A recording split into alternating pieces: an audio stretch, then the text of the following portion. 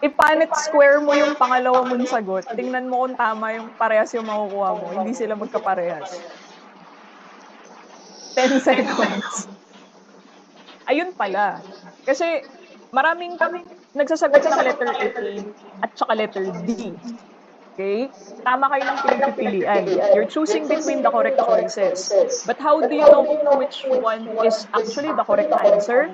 Perform the Punnett square. If you don't get the same children, kailangan yung palitan yung magulang.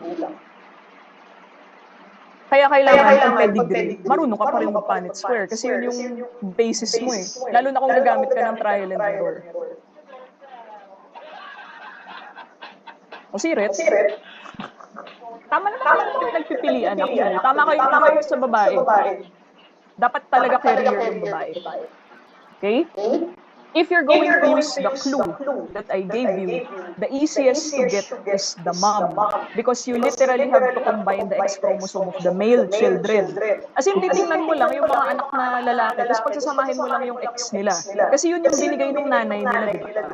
Okay? And if you combine their X chromosomes, this one and this one, malamang, yan yung galing sa nanay nila.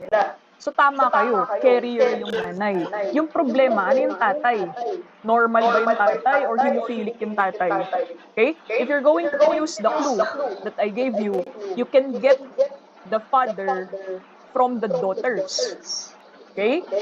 But remember that the mother also contributes an X chromosome to the daughters. But we have already identified that the mother is a heterozygote. So kung titingnan mo yung mga anak na babae, yung capital letter H, ay hindi pala, yung small letter H, ito, at saka itong capital letter H na yan, yun yung galing dun sa nanay, di ba? Kasi nga heterozygote yung nanay. Ano na lang natitira para kay tatay? Yung capital letter na lang natitira para sa kanya, di ba? So that means that the father is normal, the mother is a heterozygote letter A. Uy! Baliktad ka. Kapag capital letter yun, yan na nga, magbasa tayo ng mabuti. Na pagkabaliktad nung kaklase niya yung characteristics, tama ka ng sagot eh. Na nagbaliktad mo lang siya, sayang. Okay? So, yung sinasabi kong Punnett square, literally just perform the Punnett square. Okay? As in, kunyari, letter D. Letter D yung sagot. Yung sagot ko, di mag-Punnett square ka. O yan, di ba? O pagsamahin natin.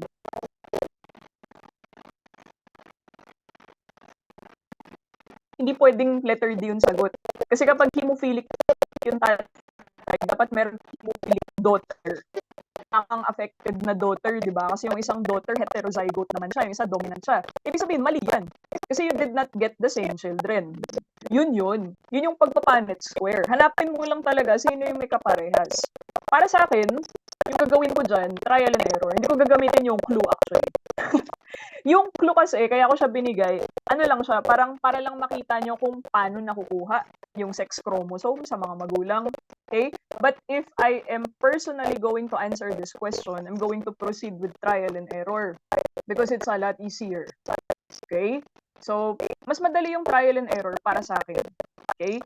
If you master genetics enough, you will find out that all genetics problems can be answered by trial and error. Okay? Sa buong buhay ko, I majored in genetics for 2 years. Dun sa 2 years na nagme-major ako ng genetics, puro trial and error lang yung ginagawa ko. Okay? Kaya lang, para makapag-trial and error ka, you need to have the basic concepts down.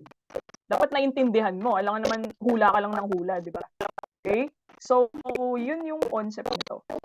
Pero ito, kailangan nyo ring tandaan yan. Paano ba natin nakukuha yung sex chromosomes natin sa mga magulang natin? Kasi, importanteng clue din siya. Lalo na kapag tinatanong ka kanino nakuha yung characteristic, kanino siya namana, etc. Okay? Pero hindi naman mahirap yung tanong, di ba? This is the most difficult question in the quiz, but it's not that difficult actually. Okay? Kahit nagkamali kayo dito, kahit letter D yung sinagot nyo, feeling ko tama kayo ng ginagawa. I mean, you have the correct thought process. Okay? Kasi madali lang naman talaga siya. Hindi naman talaga siya mahirap. Ganito lang yung mga problema nila sa exam. They're not going to give you very difficult problems. They're very basic problems. Pero yun nga yung problema. Kahit basic siya, pwede ka pa rin magkamali. So you really have to master it enough. Okay? And read questions carefully para hindi napagbabaliktad yung characteristic kasi sayang yun kapag doon ka pa nagkamali. Okay? So yan lang yung number 14, letter A. Dami ko sinabi, pero may tanong ba kayo dito sa 14? Bakit letter A yung sagot? Paano nalaman? Okay. Actually, ito yung sabi ng classmate nyo, madali rin po siya, lalo na if familiar dun sa mutation na binigay. Actually, kapag alam mo din kung ano yung inheritance ng characteristic. Okay? Dito kasi binigay naman niya. 'Di ba? Sabi niya, hemophilia is an X-linked recessive genetic disorder. So you know na X-linked recessive siya. Meron kasing mga questions na nagbibigay lang sila ng disorder pero hindi nila binibigay yung inheritance.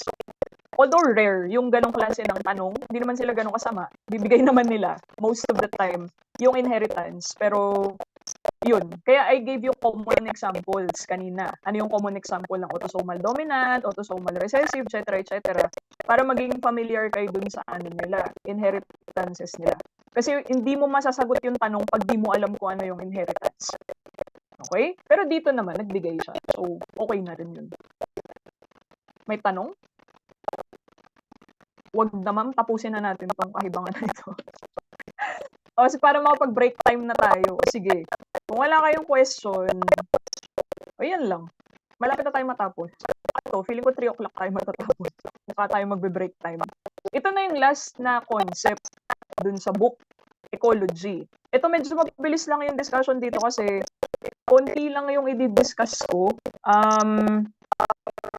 Konti lang. Kung ano lang yung mga sinabi ng mga estudyante namin na recently na lumabas, yun lang yung i-discuss ko. Pero pwede niyong basahin yung iba na hindi natin madadaanan dun sa libro. Okay? Kahit basahin nyo lang for familiarity. Okay? Pero, ayun. So, una, you probably remember this one, the ecological hierarchy. Kasi diniscuss natin yung organization, di ba? Sa bio part 1, up to the level of the organism. Okay? But again, it's not the organism that's the most complex structure because you still have population, community, and ecosystem. Okay? Kailangan ba sauluhin yung ecological hierarchy? Okay? It would be helpful if you can memorize siguro dyan hanggang ecosystem.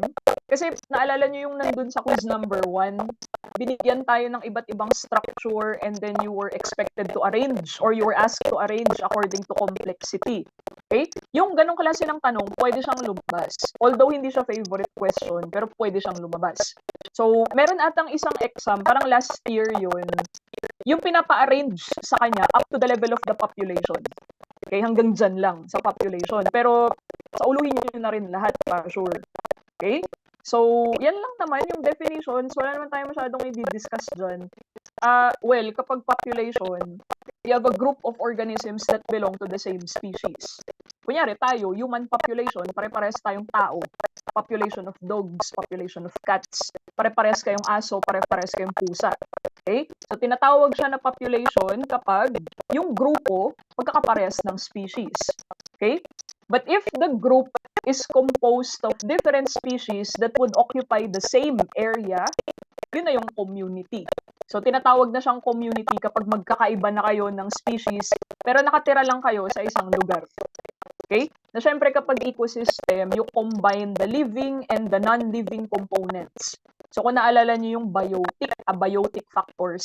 Okay? So, when you combine living organisms with non-living components, then you have an ecosystem. So, example ng non-living components, sunlight, air, water, rocks, soil, minerals, etc. Okay?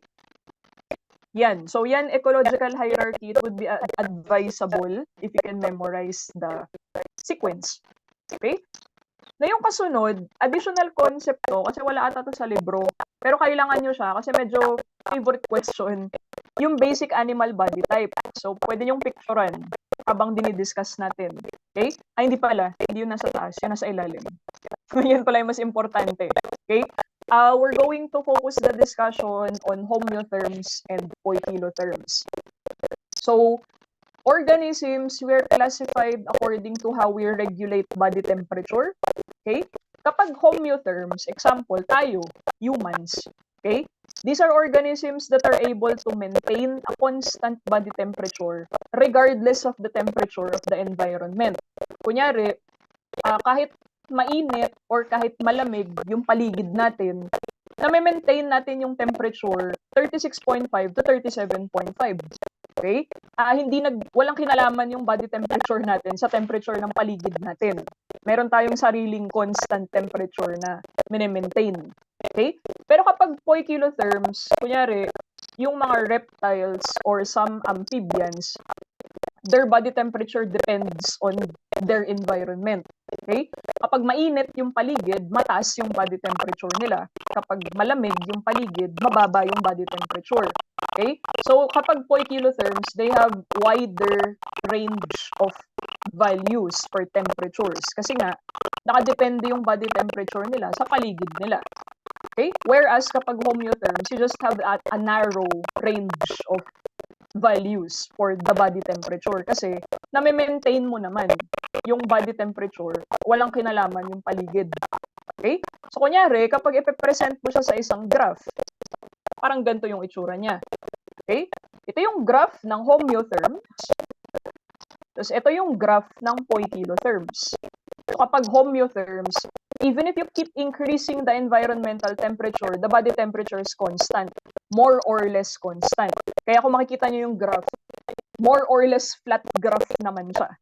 Okay? Pero kapag poikilotherms, kapag kinataasan mo yung environmental temperature, tumataas din yung body temperature. Linear yung graph. Okay? Kasi nakadepende sa kapaligiran kung ano yung magiging temperature nila. Okay? So yung graph na to, pwede niyong picturean kasi nung tinanong daw to sa exam, sabi nung student namin, may graph daw na pinakita, sabi niya. I don't know if this is the exact graph that they showed in that exam. Basta sabi niya lang may graph. Pero most probably, kapag i-illustrate mo kasi sa graph, yung dalawang yan, ganito yung itsura nila. Okay? So kung bibigyan kayo ng graph and you're asked to differentiate the two, yan yung kanyang representation. Okay? Although ito, hindi siya masyadong favorite question. Lumalabas lang siya paminsan-minsan. Okay? Pero ayan, pwede niyong picturean yung graph.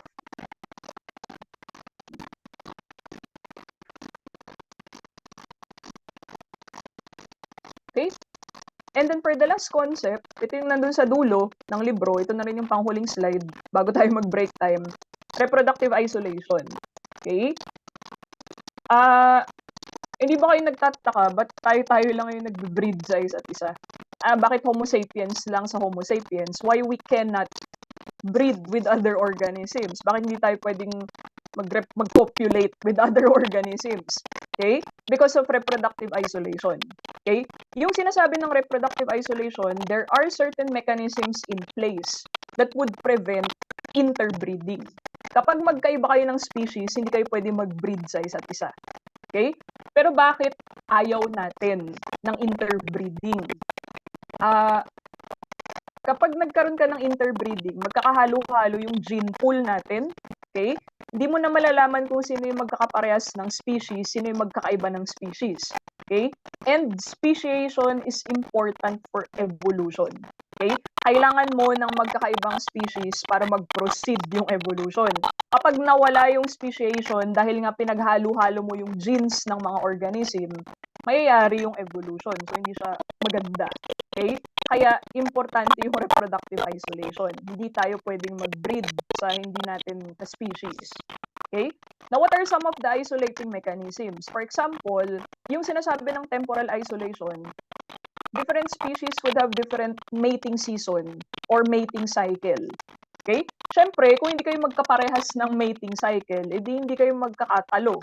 Kunyari, nagme-mate ka sa spring, tapos yung iba nagme-mate sa summer. Kung magkaiba kayo ng oras, edi wala. Walang interbreeding na mangyayari. Okay? Behavioral isolation naman, certain organisms would have specific courtship behaviors. You do not respond to the behavior that is not the same as your species. Okay? Kunyari kapag yung mga peacock, di ba? Lalo na actually very common behavior siya sa birds. Yung pagpapakita ng feathers, or yung minsan meron sila mga mating dance or kung ano man in order to attract the female. So kunyari yung sa peacock, papakita nila yung feathers nila kasi sila yung may magagandang feathers in order to attract the female. Okay? Pero that kind of behavior only works for peacocks. Kapag pinakitaan mo ng peacock feather yung domestic chicken or yung ostrich, hindi sila magre-respond doon kasi hindi naman yun yung behavior ng species nila. O di, ikaw, kapag pinakitaan ka ba ng peacock feathers, makikipag-mate ka ba dun sa peacock? Siyempre hindi, kasi hindi yun yung behavior natin. Okay, so hindi tayo magre-respond doon kapag iba yung behavior nila. So walang interbreeding na mangyayari. Okay? Kapag geographical isolation, you have an actual geographic barrier between two populations that would prevent interbreeding. Kunyari, sa gitna ng dalawang population, meron kang bundok, you have a mountain, or you have a body of water, meron kang river sa gitna ng dalawang population. It's not very easy to cross the mountain or to cross the river just to be able to breed with the other population. Hindi ganun kadaling maglakbay para lang makipag-copulate dun sa kabilang population, di ba? Okay? Kasi literally, may harang ka sa gitna. And ayun, yung geographic isolation prevents interbreeding. But you may have heard of instances wherein interbreeding was successful. Kung alam niyo yung liger.